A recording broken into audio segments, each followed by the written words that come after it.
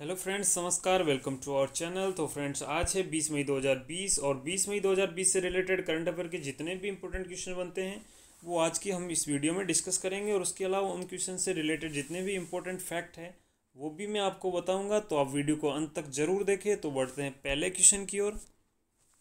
Central government has announce to raise the foreign direct investment limit in defence manufacturing under automatic route from 49% to 8%। तो केंद्र सरकार ने स्वचालित विनिर्माण के तहत रक्षा निर्माण में प्रत्यक्ष विदेशी निवेश यानी कि एफडीआई सीमा को 49 यानी कि 49% से बढ़ा के कितने प्रतिशत करने की घोषणा की है। तो ये जो की घोषणा ये 74% करने की घोषणा की है। तो इस क्वेश्चन का जो करेक्ट आंसर है वो हो गया 74%। तो इसके बारे में डिटेल में देख लेते हैं। तो अभी सेंटर ने एक ये डिसीजन लिया है कि ये नोटिफाई करेगा और लिस्ट ऑफ वेपन्स और platforms for ban on import with year wise timeline. तो एक जो ईयर वाइज टाइमलाइन बनाई जाएगी और उसके तहत जितने भी इम्पोर्टेंट वेपन्स है या प्लेटफॉर्म है डिफेंस के लिए बाहर से इंपोर्ट कर रहे हैं तो उन पे धीरे धीरे करके बैन लगाया जाएगा ताकि इसका प्रोडक्शन इंडिया में ही बूस्ट किया जा सके। और ये as a part of make in India initiative, तो जो मेक इन इंडिया पहल है उसके तहत इंडिया के अंदर ज़्यादा से ज़्यादा डिफेंस जो वेपन्स है उसका प्रोडक्शन हो, तो उसके लिए ये कदम उठाया गया है। और इसमें जो जितने भी इम्पोर्टेंट स्पेयर्स हैं, जितने भी पुर्जे हैं वेपन्स के, तो उसको स्वदेशीकरण करने के लिए उसके लिए एक अलग से बजट का प्रोविज़न है, डोमेस्टिक कैपिटल प्रोक्योरमेंट। और ये मदद करेगा। अभी जो सबसे ज़्यादा इंडिया का जो बिल आता है वो आता है जो इम्पोर्टेंट डिफेंस के जो पार्ट्स है या डिफेंस के जो वेपन्स है, तो इससे ये काफ़ी खर्चा इंडिया का कम हो जाएगा। तो इसके लिए इंडिया ने जो फॉरेन डायरेक्ट इन्वेस्टमेंट लिमिट है डिफेंस मैन्युफैक्चरिंग में, तो उसको भी बढ़ा के 49% टू 74% कर दिया गया है। उसके अलावा जो ऑर्डिनेंस फैक्ट्री बोर्ड है उसको भी कॉर्पोरेट कर दिया जाएगा। इसका भी अनाउंसमेंट हुआ था। और उसके अलावा एक प्रोजेक्ट मैनेजमेंट यूनिट यानी कि पीएमओ बनाया जाएगा जो इस कॉन्ट्रैक्ट मैनेजमेंट को सपोर्ट करेगा। तो बढ़ते हैं अगले क्वेश्चन की ओर। Who is the author of Wuhan diary dispatches from a quarantine city. तो वुहान डायरी के लेखक कौन है जिसका शीर्षक है डिस्पैचेस फ्रॉम क्वारंटाइन सिटी। तो इसके जो लेखक है वो है फेंग फेंग। तो इस क्वेश्चन का जो करेक्ट आंसर है वो हो गया फेंग फेंग। तो इसके बारे में डिटेल में देख लेते हैं। तो बुक जिसका टाइटल है Wuhan diaries dispatches from a quarantine city.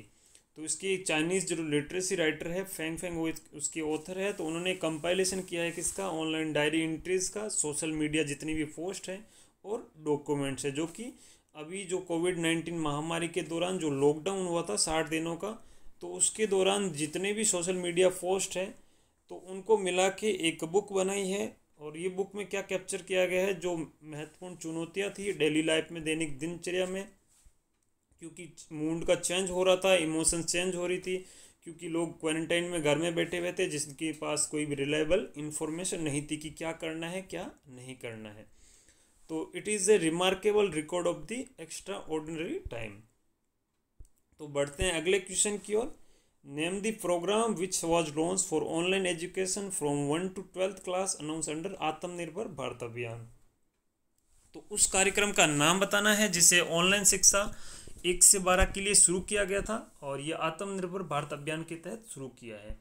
तो इस क्वेश्चन का जो करेक्ट आंसर हो गया पीएम ई विद्या। तो पीएम ई विद्या मतलब प्राइम मिनिस्टर ई विद्या यानी कि ऑनलाइन विद्या, इलेक्ट्रॉनिक एजुकेशन। तो इसके बारे में डिटेल में देख लेते हैं। तो प्रोग्राम जिस इमीडिएटली लॉन्च किया जाएगा उसका नाम है पीएम ई विद्या और ये एक मल्टी मोड एक्सेस रहेगा ऑनलाइन एजुकेशन में। और ये ऑनलाइन एजुकेशन रहेगा for all state and union territories. तो इसमें ई कंटेंट रहेगा और QR coded energise textbooks इसमें रहेगी सभी ग्रेड के लिए। और इसका नाम दिया गया one nation one digital platform, यानी कि एक देश के लिए सिर्फ एक ही डिजिटल प्लेटफॉर्म होगा जिसपे सबको एजुकेशन से रिलेटेड कंटेंट वहाँ पे मिल जाएगा। उसके अलावा एक टीवी चैनल भी इसमें चलाया जाएगा जिसमें पर क्लास के लिए एक टीवी चैनल होगा, यानी कि एक 1 क्लास 1 चैनल। और उसके अलावा जो विजुअली और हियरिंग इम्पेयर्ड है, यानी कि जिनको देखने में और सुनने में दिक्कत होती है, तो उनके लिए रेडियो, कम्युनिटी रेडियो और पॉडकास्ट जैसे स्पेशल ई कंटेंट रहेंगे। तो जो 100 टॉप यूनिवर्सिटी है उनको अभी परमिशन दे दी जाएगी ऑटोमेटिकली जो ऑनलाइन एजुकेशन है कोर्सेज स्टार्ट करने का, और ये स्टार्ट होगा 30 मई 2020 से। तो फ्रेंड्स इसी तरह आपको अगर करंट अफेयर की वीडियो डेली मॉर्निंग में 6 o'clock आप पाना चाहते हो तो आप चैनल को सब्सक्राइब करें और उसके पास बने बेल आइकन को प्रेस करें। तो बढ़ते हैं अगले क्वेश्चन की ओर। The Andhra Pradesh state government has form a 5-member high powered committee to probe into the cause behind the leakage of styrene gas from the LG polymer India limited located in Visakhapatnam. Who is the head of this committee? तो जो आंध्र प्रदेश राज्य सरकार ने विशाखापट्टनम में स्थित जो LG polymer India limited थी उससे जब अभी आपने सुना होगा कि स्टाइरिन गैस का अभी लीकेज हुआ था, रिसा हुआ था, तो उसके कारण की जांच करने के लिए कि 5 सदस्यीय उच्च स्तरीय समिति का गठन किया है। तो इस सदस्य का जो प्रमुख है वो कौन है? तो इस समिति का जो प्रमुख है वो है नीरव कुमार प्रसाद। तो इस क्वेश्चन का जो करेक्ट आंसर है वो हो गया नीरव कुमार प्रसाद। तो आंध्र प्रदेश स्टेट गवर्नमेंट ने एक कमेटी बनाई है 5 member और जिसके प्रमुख है नीरव कुमार प्रसाद। ये एक स्पेशल चीफ सेक्रेटरी है किसके? Environment, forest science and technology के। तो ये अभी इसका पता लगाएंगे कि लीकेज क्यों हुआ था स्टाइरिन गैस का, और जो हुआ था कहाँ से? LG polymer India limited company का जो प्लांट है उसके अंदर से लीकेज हुआ था, और ये कहाँ पे था? R R Venkatapuram in Visakhapatnam. और ये जो पैनल है required to submit its final report within 1 month। तो जो इस पैनल को 1 month के अंदर इसकी फाइनल जो रिपोर्ट है वो सबमिट करनी होगी। तो बढ़ते हैं अगले क्वेश्चन की ओर। In which state the first of its kind of initiative Charan Paduka campaign started to provide shoes और slippers for the migrant labours passing through the state? तो किस राज्य में अपनी तरह की पहली पहल चरण पादुका अभियान ने राज्य से गुजरने वाले जो प्रवासी मजदूर हैं तो उनके लिए जूते या चप्पल प्रदान करना शुरू किया है? तो ये शुरू किया है मध्य प्रदेश ने। तो मध्य प्रदेश में अभी वहाँ से जितने भी प्रवासी माइग्रेंट अभी लॉकडाउन की वजह से वहाँ से गुजर रहे हैं तो उनको जो जूते और चप्पल उनको प्रदान कर रही है। उसके अलावा मध्य प्रदेश ने एक फर्स्ट ऑफ इट्स काइंड एक FIR आपके द्वारा इस कैंपेन भी शुरू की है, जिसमें आपको FIR दर्ज करवाने के लिए किसी भी पुलिस स्टेशन को विजिट करने की ज़रूरत नहीं होगी। आप सिर्फ 100 डायल करोगे और जो 100 डायल करने के बाद सामने से जो भी इंस्पेक्टर कॉल पिक करेगा तो वो आपकी जो FIR है ऑन कॉल दर्ज कर लेगा।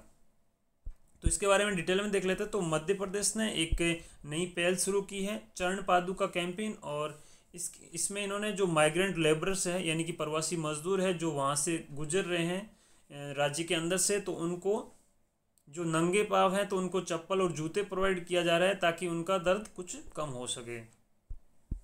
तो बढ़ते हैं अगले क्वेश्चन की ओर। University of Hyderabad and CSIR CCMB have tied up with which company to develop antibody based immunotherapy for immediate treatment for कोविड-19 पैंडेमिक?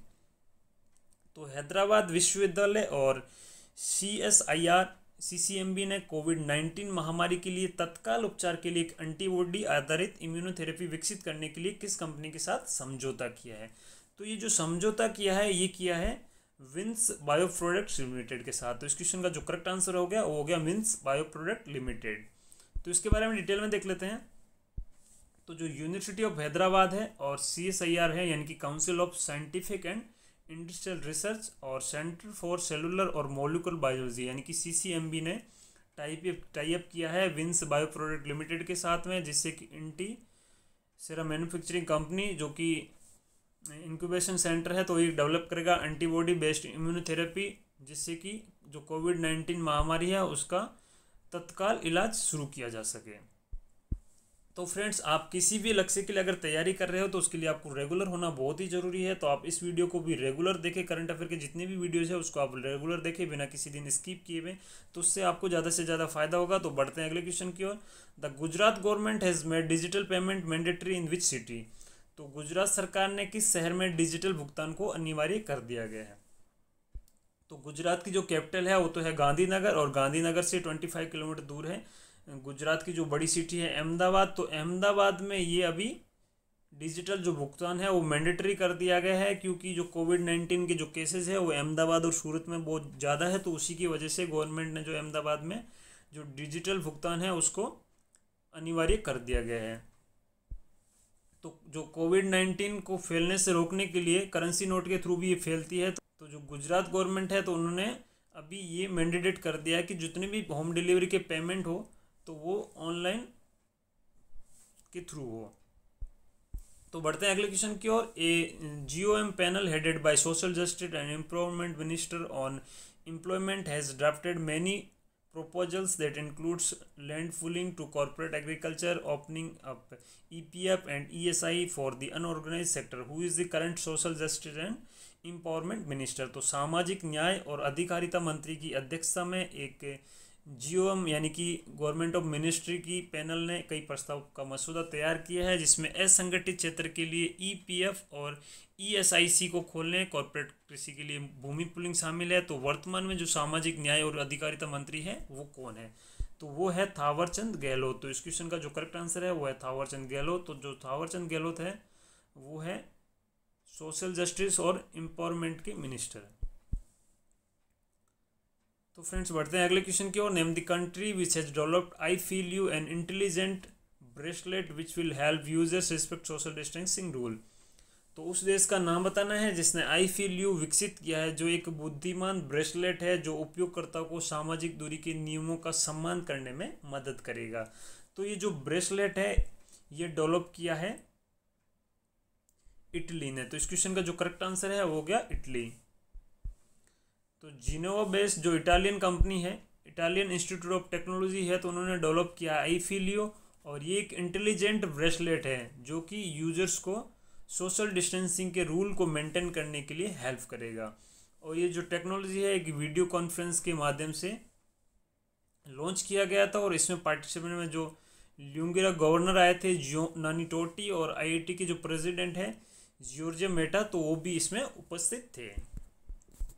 तो बढ़ते हैं अगले क्वेश्चन की ओर। Benjamin Netanyahu has been sworn as the prime minister of for the 5th time for which country. तो Benjamin जो Netanyahu है उन्होंने किस देश के लिए 5वीं बार प्रधानमंत्री के रूप में शपथ ली है? तो बेंजामिन जो नेतन्याहू है वो अभी इजराइल के प्राइम मिनिस्टर थे, और इन्होंने वापस से अभी इजराइल के प्राइम मिनिस्टर के रूप में शपथ ली है 5वीं बार। तो जो बेंजामिन नेतन्याहू है तो उन्होंने अभी शपथ ली है इजराइल के प्राइम मिनिस्टर के रूप में, और ये 5th टाइम है, और इनका जो ये कार्यकाल है वो रहेगा 13 नवंबर 2021 तक।